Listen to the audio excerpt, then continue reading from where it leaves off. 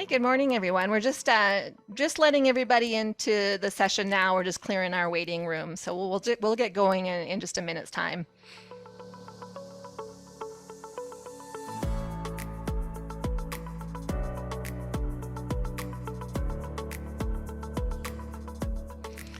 Okay, so as people log on, I think I'm gonna, or at the top of the hour, so I think we're gonna get going. So first off, I just on behalf of D'Arcy and Deacon and the Canadian Canola Growers Association, I wanted to welcome everyone to today's session and thank you everyone for taking the time to attend today. We do understand this is a very busy time of the year. So my name is Janelle Whiteley. I'm a senior manager here at the Canadian Canola Growers Association, and I specialize in trade and marketing. So marketing for CCGA really encapsulates the environment for which grain is sold in Canada. So grain contracts is obviously a very central component to this, and one we spend significant amount of time on at CCGA. So I'm just going to walk us through our agenda for today, talk a little bit about who CCGA is, introduce the team of lawyers from D'Arcy and Deacon, and just review a few housekeeping items. Then I'm going to turn it over to them to moderate and present for the bulk of this session. So just before we start, just so everyone's aware, the first portion of the session will be recorded and will be made public post-event on CCGA's website, and we'll be making announcements over Twitter. The question and answer period will not be recorded. So we really do want this to be a candid presentation, provide you the opportunity to ask questions. So we thought that if it's not recorded, we'd have a better discussion. So it will not, and we'll make that announcement as we move into the question and answer period. So we're just going to talk a little bit, just really quickly, about who CCGA is. So I'm just going to move the slide forward. So so CCGA is the National Association of Canola Producers. So we really work in two different areas. One is on policy and government relations on issues, programs, and policies that impact the success of canola farmers. And second, we're also an administrator of Agriculture and Agri-Food Canada's Advance Payment Program, so the Cash Advance Program. So CCGA is made up, our members are the Provincial Canola Association. So we are made up of the BC Grain Producers Association, Alberta Canola, Sask Canola, Manitoba Canola Growers Association, Ontario Canola Growers.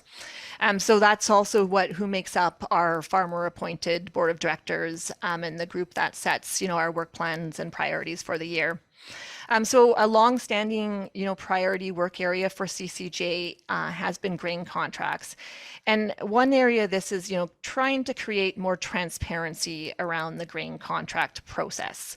So one of the ways that we do so is try to increase our collective understanding of what is included in grain contracts and really how to assess that impact at a farm level. So given, the high level of contract shortfalls and defaults in 2021 due to the drought, and, what was, significant or various challenges, with getting the 2022 crop in the ground.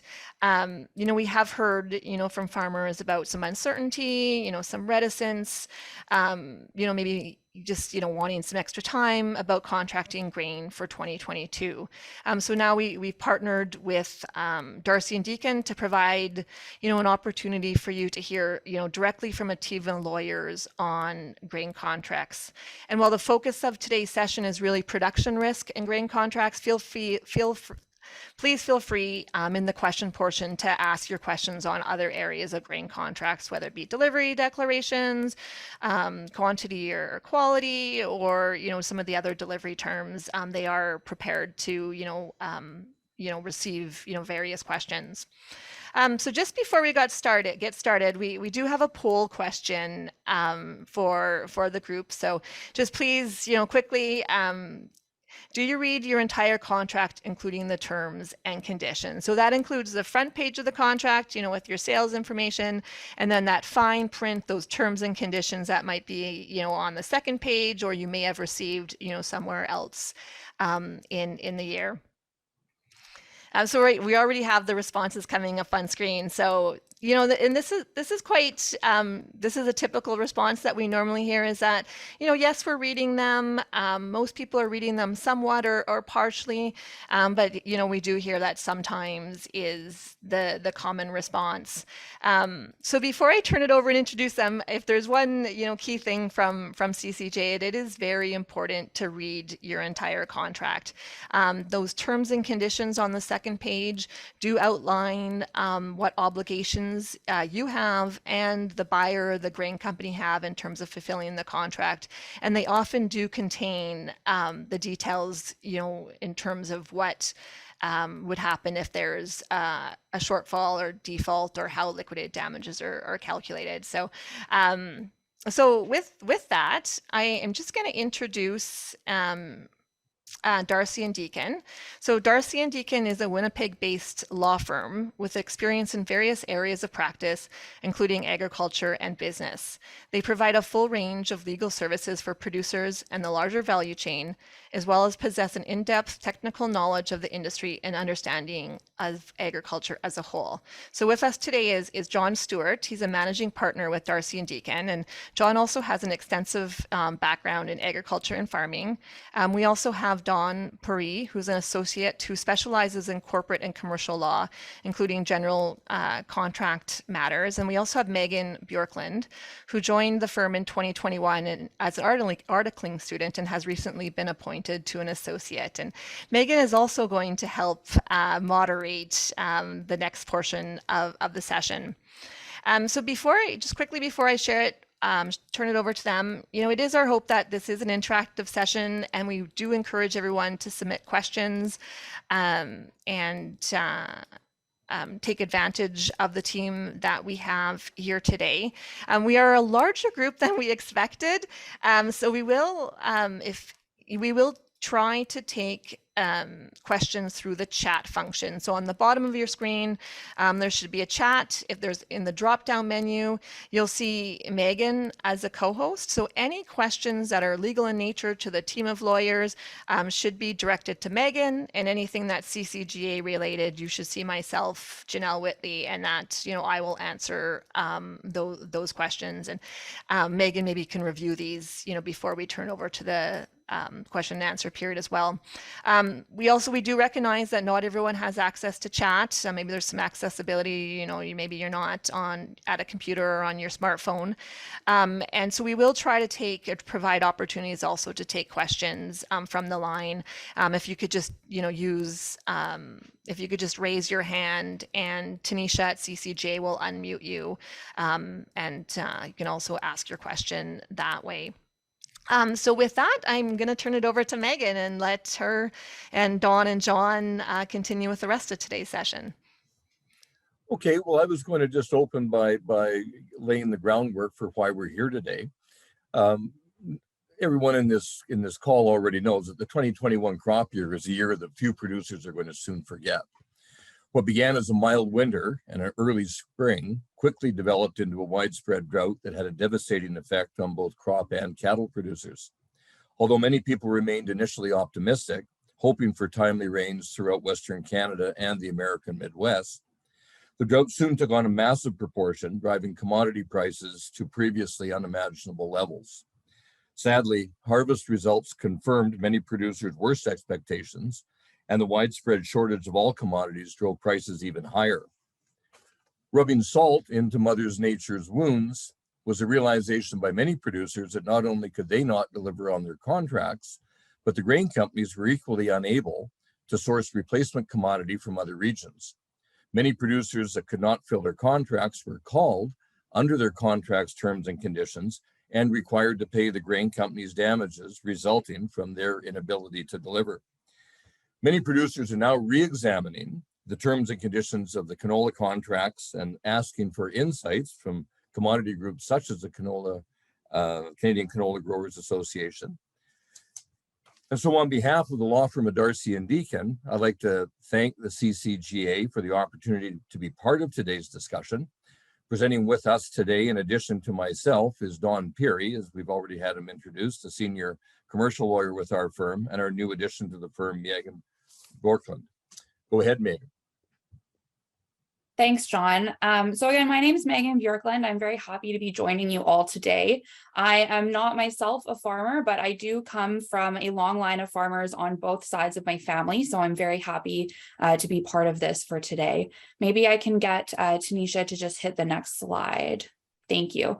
So before we get into some of the nitty-gritty pieces of the contracts and of the terms and conditions, we just wanted to bring it back to verbal agreements and just kind of go over some basics. I should just briefly mention as well, I'm seeing some questions come in through the chat, and please feel free to put your questions in as we're going, but I am going to wait until the end to get to those, just in case we do cover them off in our presentation. So how is a verbal agreement made? Obviously, it's an agreement, anything that's in a discussion between two people where they agree to a set of specific terms. One of the common examples for today's topic would be anytime a farmer is on the phone with a grain company agent and they agree to a change in the delivery date over the phone. As lawyers, we're concerned with how verbal agreements are enforced. So how are they enforced? It can be really difficult or even impossible to enforce these types of agreements. It becomes a game of he said, she said, and we all know that grain companies have a lot more bargaining power than farmers. So the best piece of advice that we can offer you, and the best thing for farmers to do in this situation, is to follow it up with a written correspondence anytime you make a verbal agreement. In the unlikely event that somehow this made its way to a court, a judge would be looking at all of the evidence available. So they would be looking at what the farmer says happened, what the grain company says happened, and if there's any written terms that can confirm the discussion. So how would you actually do this? After ending the phone call, immediately you would send a letter or an email to the grain company, just explaining your understanding of what you agreed to. So for example, you would say something like, on July 5th, 2022, you and I agreed to a change in delivery date. The old delivery date was X and the new delivery date is Y. This letter or email will confirm our mutual understanding unless you respond otherwise. And this kind of gives the grain company the opportunity now to see, okay, we have this in writing, and they can confirm back with you that that is their understanding of the agreement. Now, we know that those don't always happen in practice the same way, and there might still be disputes later on, but what it does is it adds just another layer of protection for yourself. Another way to do this, if you have the original contract handy, you can make a copy of it, strike out, cross off the original delivery date, write in the new one and initial next to it, and then send a copy of that contract to the grain company and just ask for their written confirmation that that's the new terms that you've agreed to. And so one of the last things that I want to touch on, for those of you who do read the entire contract, you may have noticed these clauses called entire agreement clauses. So these types of provisions are included really for the benefit of the grain company, and they're intended to prevent the grain company from being liable for any representations or promises that are made outside of the written term of the contract. So for example, if we're back on that phone call and you agree to a change in the delivery date, but it's not followed up with in writing, the grain company can come back and say, no, we had a clause that said the entire agreement is contained in this written contract. And so we're not agreeing to whatever verbal agreement, whatever verbal discussion was had about the delivery date change. So at this point, there's nothing in writing to confirm the change, and it becomes very difficult or even impossible to argue with the grain company. And that really is just going to affect your bottom line. So in practice, we just wanted to flag this for you, because if there are changes to the original written contract and it's not followed up with a written document of some sort, you're essentially inviting a legal battle with the grain company, and they will try to rely on the entire agreement clause to deny that any changes were made. Now, that's a great example. There's an example of the best example of where verbal agreements are not incorporated into a contract and most often ignored at the end of the day, are the agreements you make with your elevator agent for delivery right off the combine. You want to go ahead and make sure that you're delivering as much canola as you possibly can to meet all your financial commitments in the fall of the year. And the agent says, absolutely, we'll get you just to deliver it right off the combine. I'll send you a contract. They send a contract, it's standard form. It's got a standard form delivery date. You sign it and start harvesting canola, call the agent and say, well, we want to deliver. Agent says, well, it's too bad, we're full. Can't take your delivery right now. You say, well, wait a second, it was right off the combine. Actually, it's not. Read the contract, and the contract is the entire agreement. And so we're not able to take your canola today. Thanks very much. Often seen in many commercial transactions in canola, unfortunately, everybody's trying to do the best they can and get delivery right off the combine. But unfortunately, it's one of those terms that, although it's issued verbally, isn't part of the actual contract that they've got. Thanks, John. That's a great example. So we're going to turn it over to Dawn to talk about liquidated damages. If I could just get the next slide. So Dawn, what are liquidated damages and why is that relevant to grain contracts? Thanks, Megan, and good morning, everyone. Thanks for the opportunity to be here today. So I have the pleasure of talking about liquidated damages. In terms of what liquidated damages are, it is a term of a contract where the parties set out in advance or predetermine an amount or formula for calculating damages that one party may suffer if the other one doesn't perform. So that's a lot to say. Damages under a contract, generally speaking, if I promise I will deliver X to you and I don't, then I can expect that you're going to suffer some loss as a result of that. The reason why liquidated damages are inserted into canola contracts or grain contracts or virtually every contract is the parties are trying to set out in advance what those damages might look like. And that's where we get the language of a genuine pre-estimate. Under Canadian law and common law generally, liquidated damages clauses cannot be penalties, they cannot be fines. They actually have to be tied to what the loss might be. So in the context of a grain contract, I contract to sell X number of units for a certain price. And it turns out at the end of the year, I can't deliver those units. Well, the party that purchased that from me can expect to suffer a loss. And the contract will typically say that loss will be the difference between the crop price that I contracted with you and your cost for either buying a replacement of that product, or in the case of grain contracts, often it's buying out of a hedged position. So it's a very complicated calculation. If you read your terms and conditions, you'll see that a lot of the agreement is based upon determining how the price is fixed, how you calculate the buying out of the hedge position.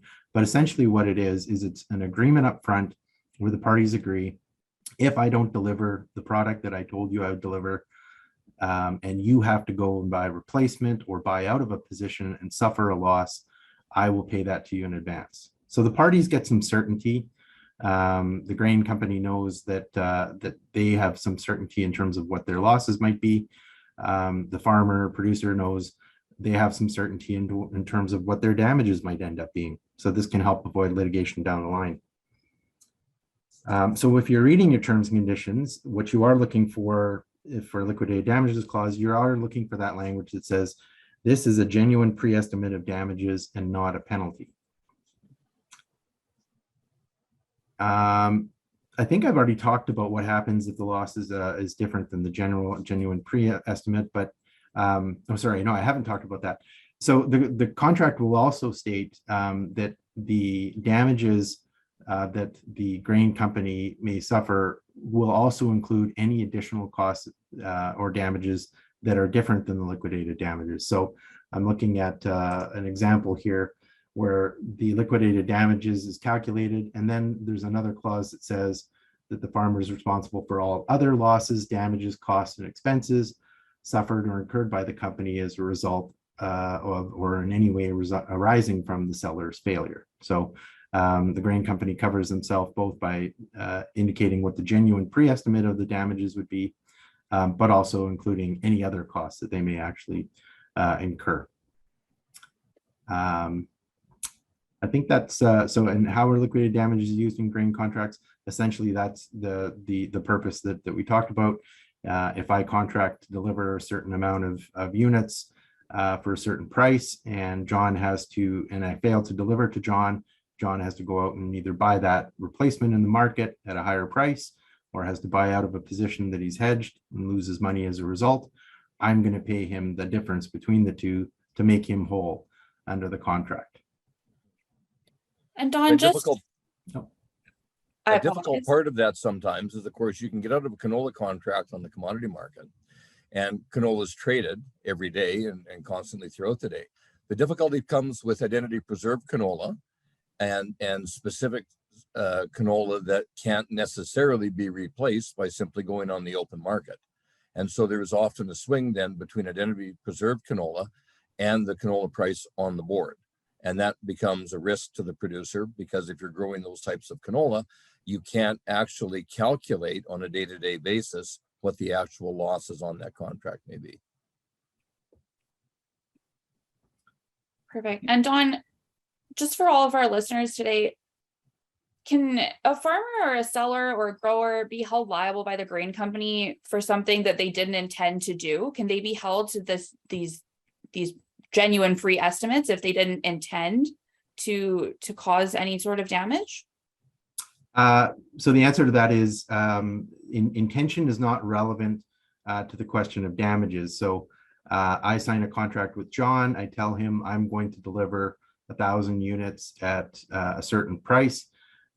It doesn't much matter, subject to what we're going to talk about in a short while. It doesn't really matter whether or not I had the best of intentions or the worst of intentions. If I didn't deliver to John what I promised him I would deliver, then John has suffered a loss, and John is entitled to recover those damages from me. So intention is not relevant. It unfortunately, the law does not recognize that as being part of the law of contract. Perfect. Okay. And so the next questions that we have are for John. So can you talk to us a bit about terminating contracts? What should a seller do if they know that there's going to be a shortfall? Yeah, so 2021 was a great example of the steps that a grower needs to do. So what should a grower do if they know there'll be a shortfall? The first thing growers have to do is they have to constantly go out there and examine the crop and make sure that they have an absolutely realistic expectation of what they're going to be able to harvest this fall. And in the event that they find out they're not going to be able to deliver on the contracts that they've signed, they need to either cancel the contract or make arrangements to purchase enough product to go ahead and fill the contract that they've signed. If you have a neighbor who's willing to give you canola at the same price or better than the canola that you've sold under the contract, you can make those arrangements and deliver that contract or that canola through on your contract, or you have to go out there and cancel the contract. If you're trying to reduce your losses in the event of a shortfall on your contract, as I said earlier, you have to either deliver it or pay the corporation, the grain company, the amount of money necessary to buy that product and replace it.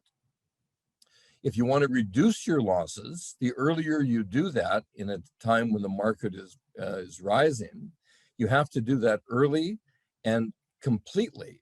You have to phone up the elevator company and say to them, listen, it's July the 5th of 2021. I've gone out and looked at the crop. I don't have enough product to deliver under the contract. Therefore, I am canceling this contract and terminating it immediately. Please acknowledge that the termination is effective today and send me your estimate of damages for my consideration. Go ahead and do that and follow that up by an email, a text, or a letter to confirm in writing what you've said verbally to them over the phone. If that happens and you've actually terminated the contract, then what the buyer, the grain company, has to do is they have to mitigate their losses in the face of the contract that was just terminated. That means that they have to take whatever efforts they can do to minimize the amount of money they're going to lose as a result of you canceling or terminating the contract. Let's use an example. I decide to terminate the contract on July the 5th. I've signed a contract for $11 a bushel for my canola. On that day during the drought, I look on the commodity board, and canola that day is trading for $13 a bushel. I've agreed to deliver 20,000 bushels at $2 a bushel. I owe them a check for $40,000. And those can be listed in writing so we know exactly what my exposure is. Knowing that, the buyer has to go ahead and make sure that happens. They can't wait until sometime into the fall when canola turned out to be $25 a bushel and then try and get those losses out of me. They were forced to mitigate their damages based on the date that I firmly terminated the contract. The problem that has happened in 2021, of course, is that many producers phoned the grain company to say, look, I think I'm going to be short on that contract. And the agent says, well, yeah, I mean, it doesn't look like a very good crop, but let's take a look, sort of keep in touch, and we'll figure out where it's going to go. Maybe we're going to get that rain next week that we're all expecting. That, ladies and gentlemen, is not terminating a contract. That's hoping, together with the agent, that neither of you are going to be called on the agreement that you've decided to sign sometime earlier. So this mitigation of damages is something that you need to initiate, mostly by terminating the contract. Go ahead, Megan. All right. So just on this note, we have a couple of questions in the chat, and I did say that I was going to keep them to the end, but I think that this is a good chance to ask this now. So a couple of people in the chat are saying that, you know, grain companies were not letting farmers cancel the contracts during the summer. They would not let you buy out the contracts at the time when the farmer requested. The grain companies forced the farmers to wait until October to settle the shortfall. You know, neighbors weren't selling their grain, and so everyone was kind of left up in a bit of limbo. Is there any clause in a contract that where you can refuse buyout when requested? Like, how are grain companies, you know, what's their legal standing for doing this? You get to either party terminates the contract when they terminate it. That's what it is. Unfortunately, people may be pushed to getting into a conflict that they don't want to go ahead and fund. Lawsuits are never cheap nor easy, but nevertheless, that doesn't change the fact that either party can terminate the contract, provided that they pay the costs of that termination. Mitigation of damages requires that the grain company take effect of minimizing their damages based on the date of termination. If that happened to be in July, grain companies and it has been effective in July, it's not possible that the grain company can come along and claim damages all the way to October. And that would be something like we talked about earlier, where you would send an email or a letter with very clear in writing, you know, your name will not be able to meet the contract. This serves as notice that the contract is terminated. Correct. And use very clear language. Has to be clear and undeniable. Thank you. So the next piece that the last piece that we're going to talk to, I'm just going to pass it back to Don, and he's going to talk about act of God clauses. So what are these clauses? What is an act of God? What's not an act of God? What's this about? Thanks, Megan. So by now, after being through the pandemic of COVID, most people will have heard of act of God clauses. We in the legal business call it a force majeure clause. And the purpose of it is it's a clause in a contract that excuses one party's performance under a contract. And it's complicated, but the excuse is to the extent that the failure is due to an event or circumstance out of that party's control. So we think of things like wars, riots, strikes, natural disasters, of course, the pandemic. These are all thought of as acts of God. It's beyond my control. I couldn't have anticipated that this would happen, and so I should be relieved of my performance under the contract. Way back in the olden days when contract law was developing, there was no such thing as an excuse under the performance of a contract. If you failed, you failed, and you were responsible. The force majeure concept came along to sort of soften that, to say that there is a recognition that certain acts of God may come along from time to time and prevent a party from performing under a contract. So I've already sort of given you examples of what are considered acts of God, but I want to stress something, and the important point with the force majeure act of God clause is you really have to read the terms of the contract. It's important that you see the actual language, and I'm going to give you an example. One of the contracts that we reviewed in the context of this presentation says, neither party shall be liable for delay in performance or failure when the delay or failure is due to unforeseen cause beyond its reasonable control and without fault. That's a mouthful, but it's the point I want to make is the failure has to be due to, so as a result of, an unforeseen event beyond my control, and I had played no part in it. If those elements are not met, I can't claim that it's an act of God. So by way of an example, if I contract, this will be kind of a silly example, but I contract to deliver or transport goods from Winnipeg to Brandon in the summertime, and I guarantee a 3-hour delivery, I should be okay. If I do that in January, the question could reasonably be asked, if I don't make that 3-hour time frame, well, am I really without negligence? Could I really not foresee that the travel time would be greater than 3 hours? It's kind of a complicated, quirky example I gave there, but the idea is that it's not going to excuse my bad bargain. It's going to actually have to be something where it's beyond my control. I could not have seen that this circumstance was going to happen. And I played no part. I did not cause the event, or I wasn't negligent in leading up to it. So those are what we think of the act of God clauses. The main point I want to make is, again, it's important that people go back and read the terms of the contract when they want to rely on the act of God clause. I know during the pandemic, there was a lot of people saying, well, here's a pandemic, it's an act of God. I shouldn't have to pay, for example, my rent for a commercial space. If they read the terms of the contract, the act of God clause does not apply to the payment of rent, as another example. And so, Don, you talked about act of God and you talked about force majeure. Can you just clarify, is that the same concept, or how are they different?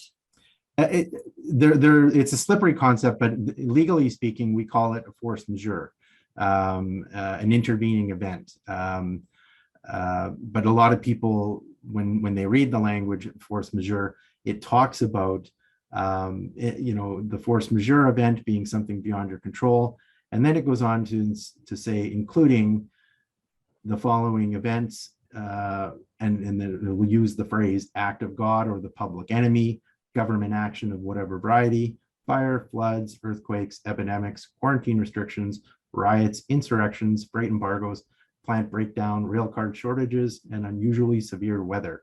That's an example directly from one of the contracts we reviewed. The force majeure clause is often called the acts of God clause because that acts of God language is always present in the force majeure clause. Perfect. And we just have another question coming into the chat on this topic, which I'll maybe just pose to you now, Don. Can Canadian grain companies claim force majeure or rely on this act of God clause due to global situations or natural disasters? And the example that's given in the chat is that, there were companies in 2020 which claimed force majeure and canceled on their contracts due to COVID and losing out on foreign markets. So again, can someone rely on an act of God clause?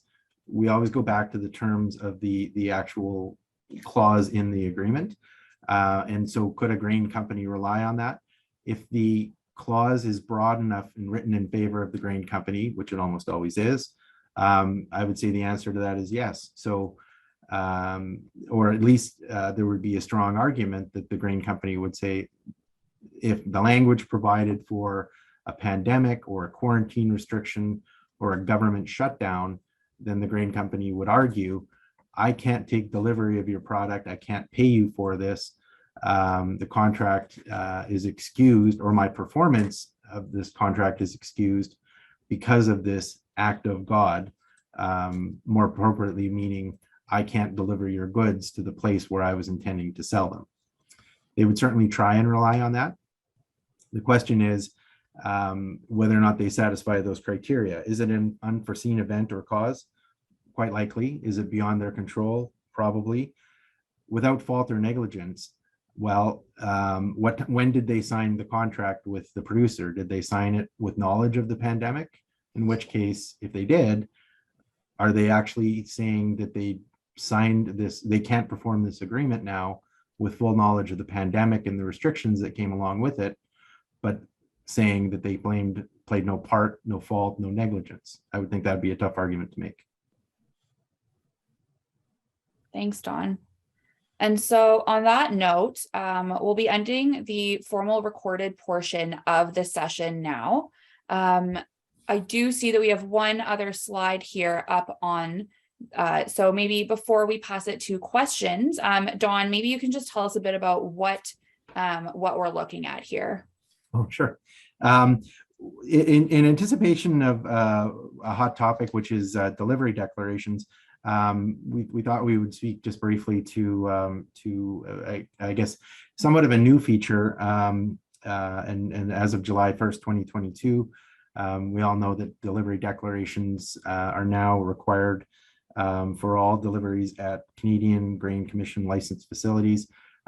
Delivery declarations have been around for a little while now, but the requirements have become more rigid since the Canada-US-Mexico agreement and some changes that resulted in the Canada Grains Act. And the purpose of the delivery declaration is to protect grain quality assurance system and allow for some oversight under that Canada-US MCA. What you're seeing here is the legislated or the statutory form of the delivery declaration required under the Canada Grains Act. Those of us who are on the call who are producers would know that the delivery declarations that are presented to them by the grain companies or the elevators are quite a bit different, and they'll include a number of additional sections or clauses, statements regarding the use of protection products. There'll often be a clause in there indemnifying or agreeing to pay the grain company for any losses that result from a false declaration. Declarations, when signed by a producer, of course, form part of the contract. And I would like to turn it over to John, because John has some thoughts on how delivery declarations should be viewed by producers. So John, take it away. Yeah, thanks, Don. So this is the statutory declaration of eligibility for delivery of grain. In the event the grain companies want us to sign an expanded declaration, including reps and warranties of herbicide or insecticide application for purity of standards of seed that was used in the production or where it comes from, or, and we're seeing more and more of this all the time, some eligible farm standards from sustainability or whatever else people are declaring that they think they need to increase the salability of their product. All of those expanded declarations had better be delivered to the producer prior to the signing of the grain contract. In the event that the grain company wants to give us an expanded declaration post signing of the contract, that's offside. The only declaration that you're required to sign is the one that's on the screen. So it'll be increasingly important for producers to understand from the grain companies that they're contracting with what the terms and conditions of these declarations are supposed to be. In speaking with different groups out through Western Canada over the last couple of months, there's an increasing movement amongst companies to try and spruce up the declaration to make it be something that hasn't previously been considered. And I caution anybody on this call from agreeing to provide a declaration that isn't strictly in accordance with the contract that they've signed, or strictly in accordance with the declaration that you have on the screen. That's it. Thanks, John. Just as we move into the more formal question period, I just wanted to remind you that we can't provide any specific legal advice regarding your situations, but we are happy to answer more general questions. And if you did require any legal advice, here's all of our contact information up on the screen. You can also find it at our website, darcydeacon.com, if you did have any specific questions for us.